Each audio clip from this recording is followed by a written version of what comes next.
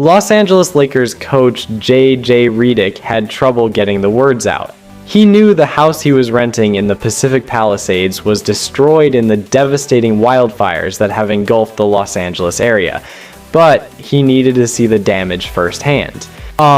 Just tell you guys, my wife got out really early. She was actually on the other side, close to like mid-city, and came out outside and saw the fire. She was with some people, and they were headed to the airport, and she's just like, I gotta go.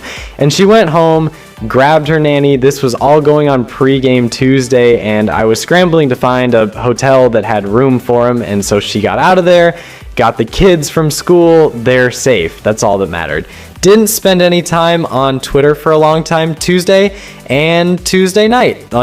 Just to get updates, I was on there a lot and kind of following along with everything that was happening.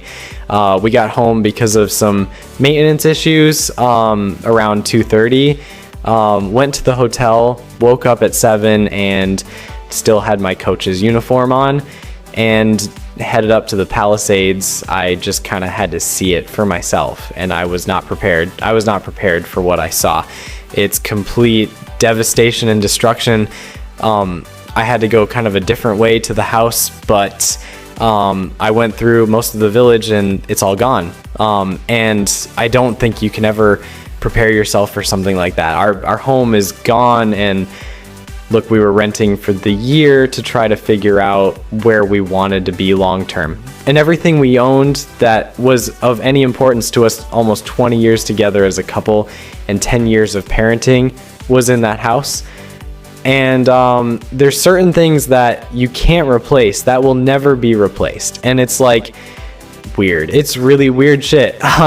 My son did an art project last year at St. Anne's in Brooklyn, and it was like a charcoal pencil painting of a lighthouse, and we had a frame above the stairs, and you can't ever replace stuff like that.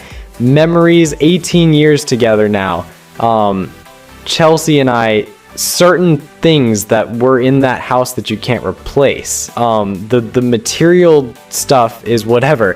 I think my family and I were processing the self side, the individual side of losing your home, and you don't ever want to wish that on anybody. It's an awful feeling to lose your home.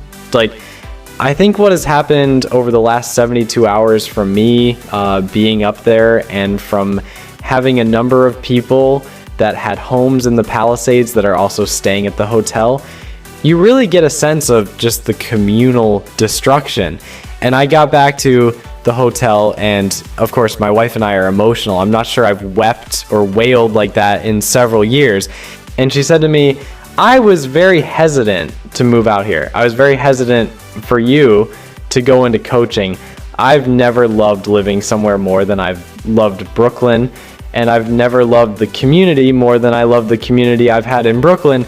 And then it's like, we move out here, and the Palisades community has really just been so good to us. And I think that's the part for us that we're really struggling with, is just the loss of community. And I recognize that people make up community, and we're going to rebuild, and we want to help lead on that. But all the churches, the schools, the library, it's all gone. And I think the thing that hit home for us the most was Tuesday night. The rec center caught on fire. And the day we visited the house and decided we wanted to live in the house, we're like, let's go explore the village. And we stumbled upon the rec center, and there was some summer rec league basketball games going on. One kid, Milo, was playing. I was like, he's pretty good. He ended up being one of our neighbors. They lost their home. The rec center was like this place we were at every day. I mean, flag football, basketball, the playground, baseball, tennis courts. And everyone we knew was there every day. And it just hurts to lose that. I've been overwhelmed by the outpouring of support and love that I've felt, that my family's felt from friends, family, people around the NBA, people in Los Angeles. I think people in the Palisades community, in our kids' school community, who also have lost homes. We've obviously all leaned on each other. I can say this for our family. We're as committed as ever to Los Angeles. We recognize it's not just our community that has been impacted by this. There's people in Malibu, there's people in Brentwood.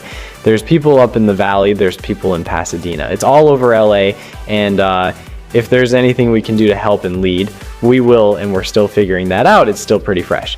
But we're committed to helping other people as much as we can, and we're gonna do that, and we recognize that it's gonna be a long process, and I'll share this as well.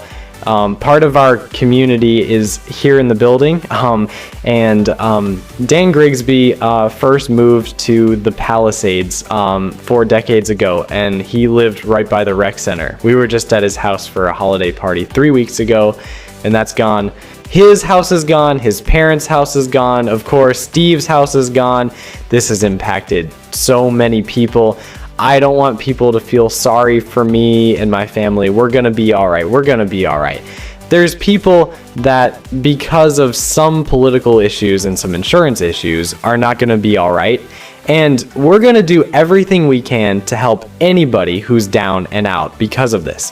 Austin mentioned that